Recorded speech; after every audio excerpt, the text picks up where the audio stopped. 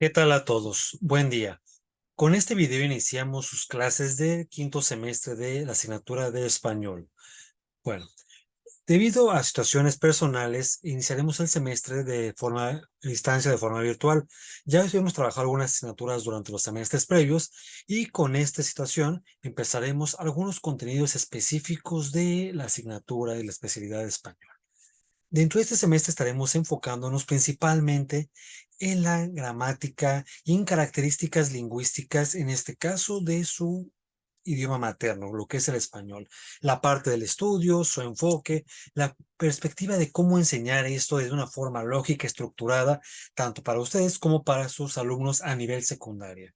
Y bueno, para iniciar entonces un poco esto, ya durante las clases hemos estado abordando situaciones específicas del saber escribir, saber expresarte, saber hablar, saber argumentar, saber estructurar tu pensamiento para que a la hora de expresarlo de forma gráfica o de forma verbal, sea entendible, sea accesible, sea manejable tanto para ti como para tu alumnado. Y lo más importante, evitar estos vicios del lenguaje, esta parte lingüística que no nos lleva a nada, de ideas de carácter oscuro, un tanto sinuoso, en donde lo que hablamos o lo que decimos carece de un sentido, de un significado y de un propósito tanto personal como académico. Bueno, entonces, en la asignatura de este semestre, entonces nos centraremos principalmente en la parte de la gramática y algunas características importantes, ¿no? Desde la semántica, la sintaxis, la prosodia y algunos otros puntos que durante las clases presenciales estaremos abordando dentro de este semestre.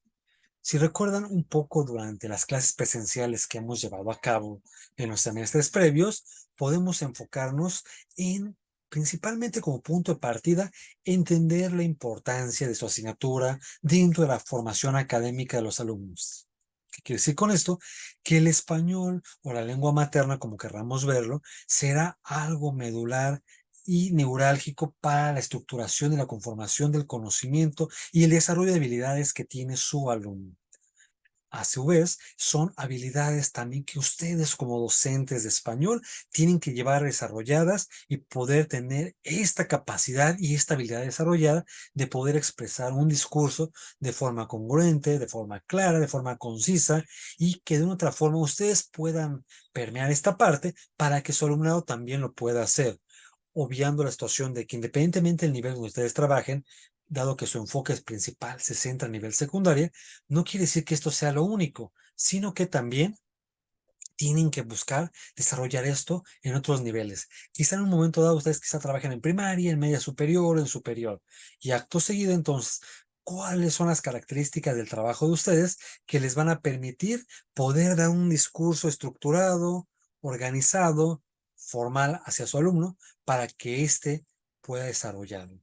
Ahora, con esta nueva reforma dentro de la NEM, la nueva Escuela Mexicana, dentro de la parte de los ejes, de los saberes, de los distintos aprendizajes que llevamos a cabo, el área de español tiene una parte importantísima y fundamental, la parte del lenguaje, ¿no? En este caso, dentro del espacio donde usted va a trabajar, que será el lenguaje, junto con artes, junto con inglés y junto con español, es brutalmente importante que ustedes empiecen a desarrollar estos proyectos, de toda la variedad de proyectos que existen, todas las áreas metodológicas que van a trabajar ya en sus prácticas específicamente, que se vayan empapando específicamente en reconocer desde el servicio, desde el aprendizaje basado en proyectos, en problemáticas o cualquier otra metodología que a ustedes les sea útil y funcional.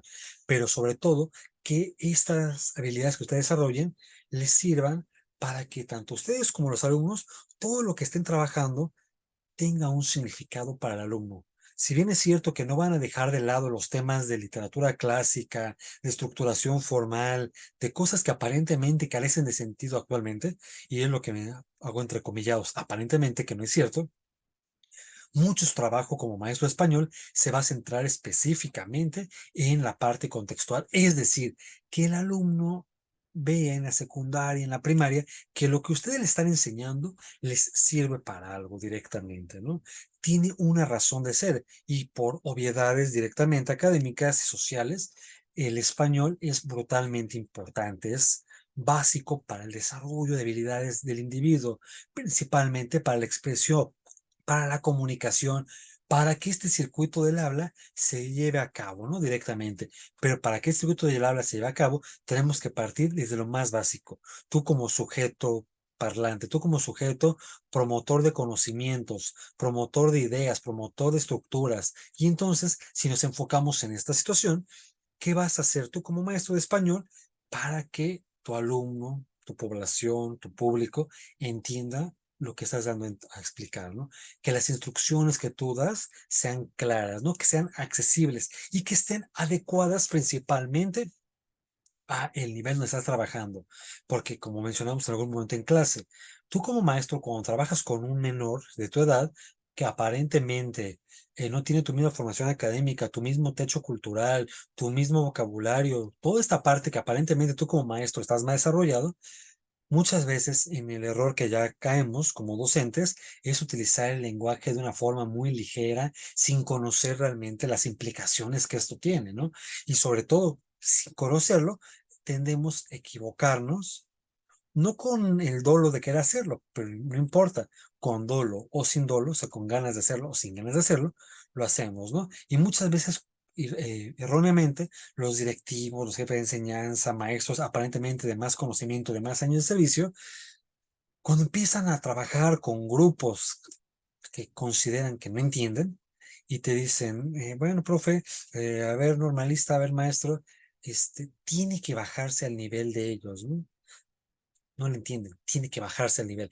Y aquí el punto de esto, tú no te tienes que bajar al nivel, adecuas tu nivel, tus conocimientos al alumno, pero no te estás bajando, o sea, no estás considerando que esta persona vale menos o sabe menos. Tiene algunos conocimientos distintos a los tuyos, pero tienes que entonces buscar el vocabulario pertinente e idóneo para que tu discurso, que en el caso de ustedes es de licenciatura, sea accesible e entendible a un alumno de nivel secundario, ¿no?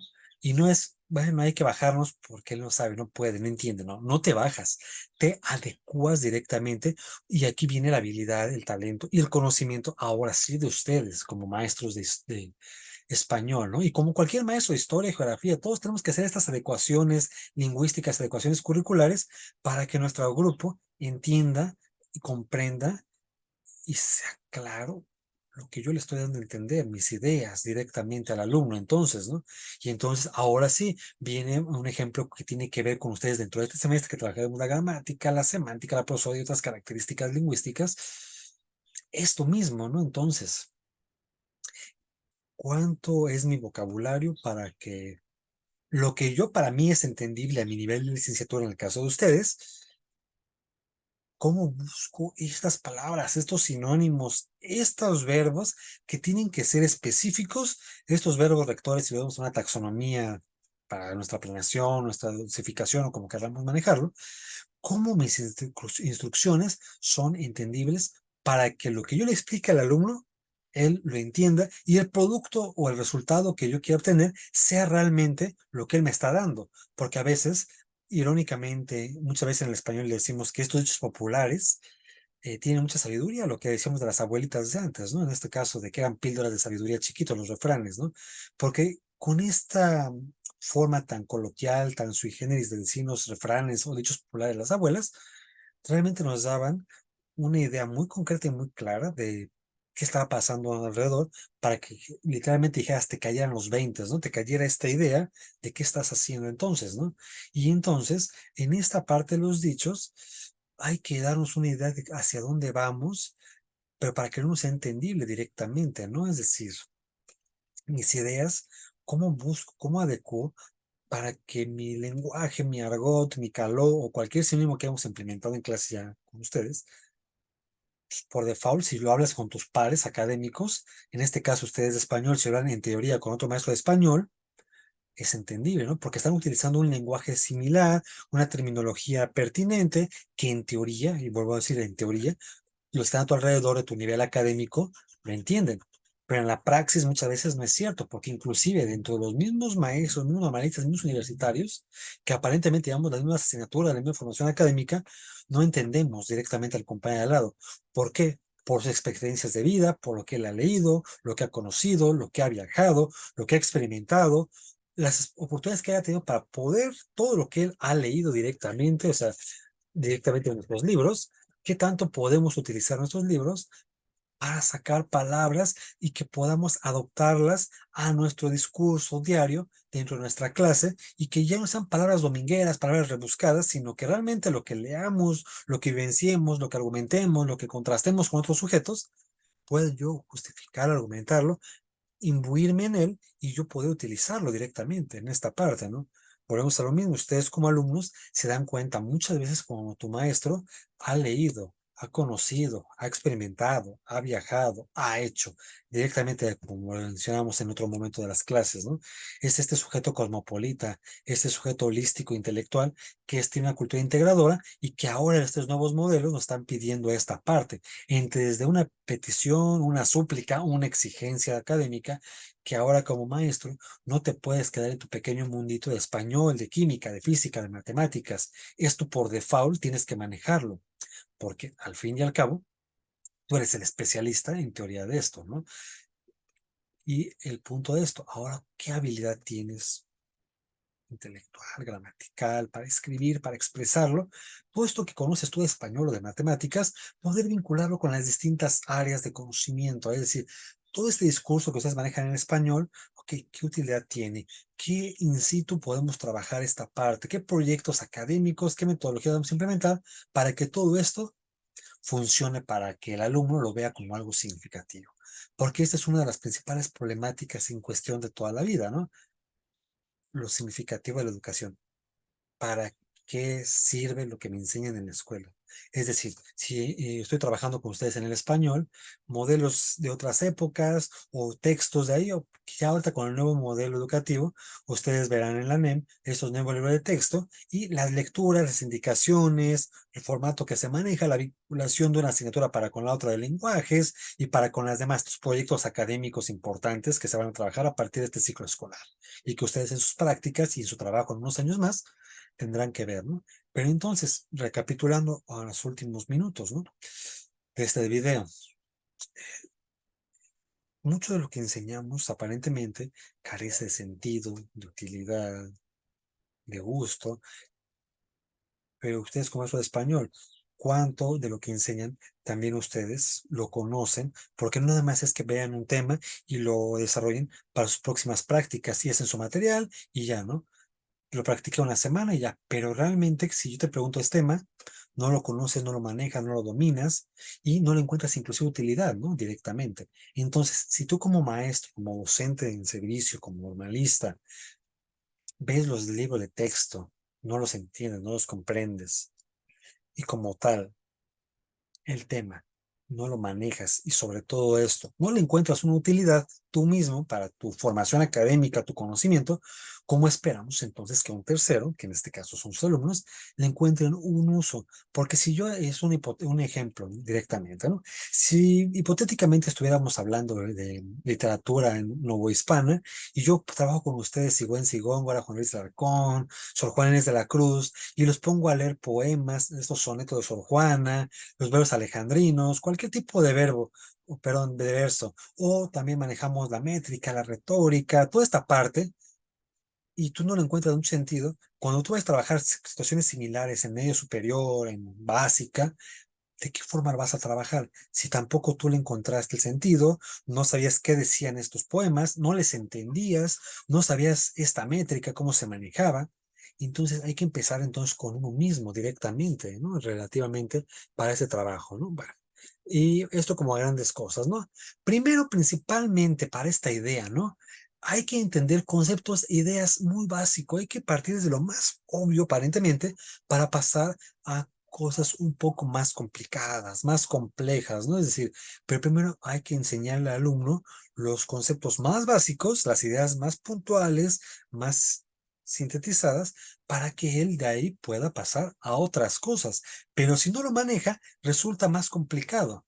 Es decir, volvemos a lo mismo. Yo no le puedo preguntar a ninguno de ustedes, es un desierto que hablábamos del barroco, ¿no? O de estos autores novohispanos, o si hablamos en Europa, ¿no? Si yo hago una pregunta con ustedes relativamente hablando de cuál es la influencia de Miguel de Cervantes Saavedra en el español actual para México, para otras partes del mundo, Y si tú no has leído nada de Miguel de Cervantes Saavedra, no conoces la obra del Quijote, las novelas ejemplares, los poemas que él escribió, no me podrás dar una argumentación de la importancia, de la pertinencia de la obra de Cervantes Saavedra si no lo has leído, si no te has imbuido en él, ¿no? Entonces, por eso vuelvo a repetir lo mismo. Hay que empezar de aparentemente lo que es lo más obvio, que en la educación, como les he dicho en clase, no hay obviedades, no hay nada que sea obvio, porque para mí lo que resulte obvio, porque quizá yo lo leí, para ti no. Y te puedo preguntar, pues es obvio que me puedes hablar de Miguel de Cervantes Saavedra sobre el Quijote de la Mancha, este libro como tal, si me puedes hablar un poco de la ínsula de Barataria, de Bálsamo de Fierabras, conceptos que se manejan dentro del libro. Pero es que es obvio, cualquiera debe haberlo leído. No, no es obvio. Cada uno hemos tenido expectativas distintas en nuestra vida, en nuestra formación académica, oportunidades distintas, maestros distintos. Quizá mis maestros, quizás sí me acercaron estos libros, me dijeron el gusto por ellos, quizá otros no, quizá ustedes no. Así que no puedo pedir obviedades y por eso como maestro no debo partir de lo que creo que ya saben y de ahí hacia adelante. No. Tengo que partir de lo más concreto, lo más básico, lo más puntual y de ahí en adelante, ahora sí, empezar a desarrollar más esto, ¿no? Y entonces hay que empezar con estos conceptos básicos, ¿no? Es decir, primer punto como para llevarnos desde este pequeño video, que ya desarrollaremos un poco más las siguientes clases de forma presencial, ¿no? Entonces, una de estas primeras cosas que debemos aprender y conocer y demás, como para desarrollar un poquito más en clase, ¿cuál es la diferencia entre una frase y una oración? Porque si vamos a hablar de gramática, de semántica, bueno, todo el semestre, prosodia, lingüística, ideas muy básicas, ¿no? Que ocupamos como sinónimos que una frase y una oración es lo mismo. Cuando le pedimos a un alumno, escríbeme 10 oraciones o escríbeme 10 frases, y el alumno empieza a justificar que pues, es lo mismo, ¿no?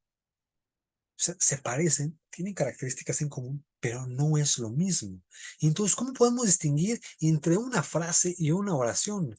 Y aquí partiremos entonces de esta primera idea a desarrollar, ¿no? Entonces, si hablamos de diferencias muy puntualitas entre estos enunciados, frases u oraciones, primero, partir de lo más concreto. Un enunciado, o sea, porque también a veces ocupamos enunciado, frase y oración como la misma cosa que no es lo mismo para puntualizar. Entonces, el enunciado son unas palabras ordenadas que tienen un sentido completo, es decir, varias palabras que ponemos de forma ordenada, organizada, y que tienen un sentido completo, es decir, que te transmiten una idea. Esto es un enunciado, porque como la frase dice, enuncia, da algo, te comunica algo, te informa algo, pero tiene que tener cierta lógica gramatical que ya no analizaremos durante el semestre, dentro de esta semántica, cómo se organiza, cómo se ordena y cómo se estructura, ¿no? También veremos recursos literarios en la poesía, cómo a veces estas modificaciones no son tan normales, aparentemente, pero también te dan un sentido cuando invertimos el orden de las palabras, ¿no?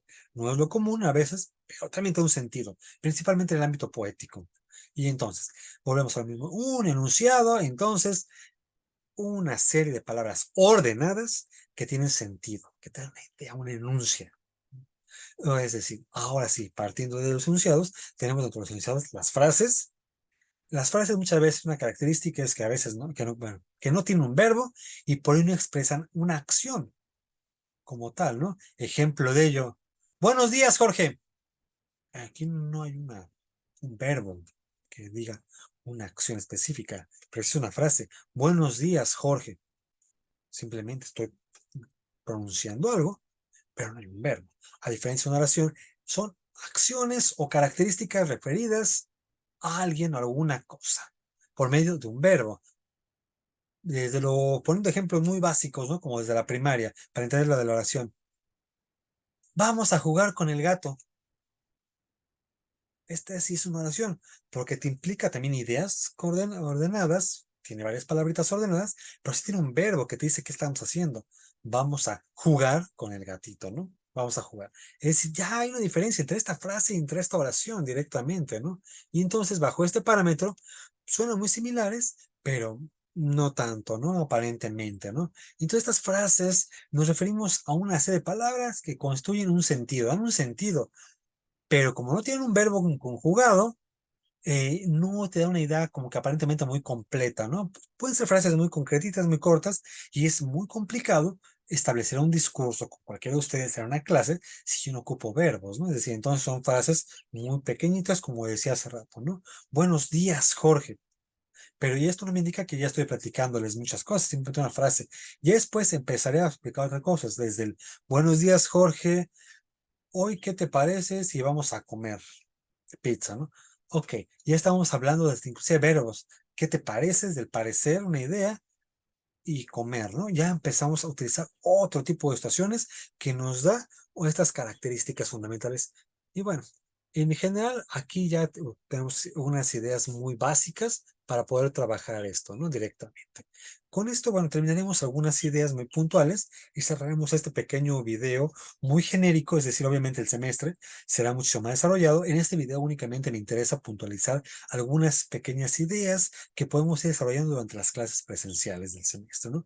Pero entonces, a raíz de esto, nos da una idea de pensar y de sobre todo lo que vamos a estar trabajando con libros y dentro del semestre, ¿no? Vamos a estar trabajando mucha literatura porque hay que entender, ¿no? En esta semántica, en esta sintaxis, en esta idea del pronunciar ideas y frases, conocimiento, crear, estructurar, argumentar, pues hay que leer, hay que escribir, hay que la tildada frase, de hay que arrastrar el lápiz, ¿no? Directamente. Hay que tener producción de textos y leer nuestros textos, contrastar nuestros textos, comparar, escuchar al compañero y demás, ¿no? Entonces, con esto cerramos este pequeño mini video de clase y partiremos algunas otras ideas posteriormente. Como siempre, un placer seguir trabajando con ustedes, seguir conociéndose en el camino de la formación normalista y terminamos este pequeño video. Que tengan una excelente tarde y seguimos en contacto cualquier situación. Gracias a todos.